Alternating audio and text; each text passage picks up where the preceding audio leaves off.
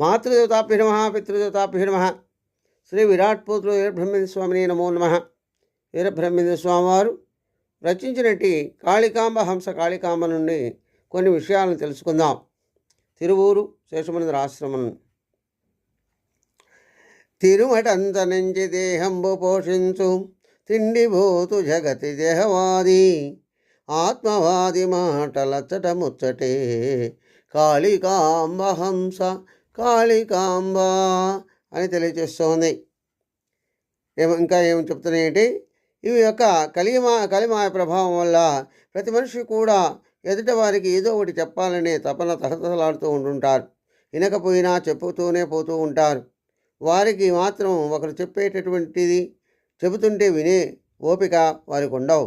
ఈ లోకంలో కొంతమంది శరీరమే స్థిరం అనుకొని దానికి తగినటువంటి ఆహారాన్ని పెడుతూ ఆ శరీరాన్ని పోషిస్తూ ఉంటారు. అదేవిధంగా ఆహారం మీద అపేక్ష కలిగిన వారు రుచికరమైన ఆహారాలు తినాలనే తపనతో ఉంటుంటారు. దేహం గురించి వాదిస్తూ ఉంటారు. కొందరు ఆత్మ పరమాత్మల గురించి ఏదో తెలిసినట్లుగా వాదిస్తూ ఉంటారు. వీరందరి మాటలు కూడా వినటానికి, సరదాగా మాట్లాడుకోవటానికి, చెప్పుకోవటానికే పనికొస్తాయి. వాస్తవానికి వీరికేమీ తెలియదు అని తెలియచేస్తుంది.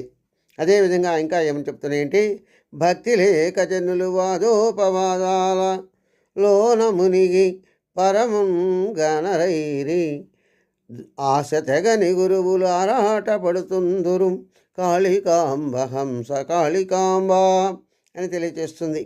అంటే ఈ కలియుగంలో భక్తి శూన్యమైపోయింది. నాస్తికులు ఎక్కువైపోయారు. భక్తులుగా నటించేవారు ఎక్కువైపోయారు. భక్తి లేనివారు వాదోపవాదాలు చేస్తూ ఉంటారు. దేవుడు లేడని వాదిస్తూ ఉంటారు. వారి గురించే వారికి తెలియదు. వారు ఎవరో వారికి తెలియదు. వారు ఎక్కడి నుంచి వచ్చారో తెలియదు.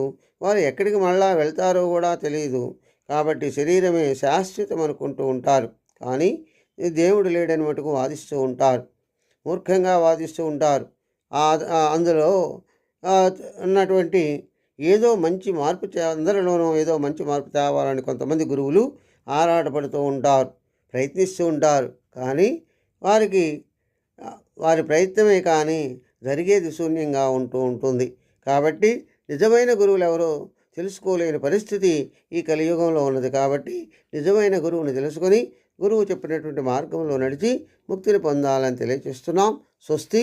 సర్వే జనా సుఖినో భవంతు.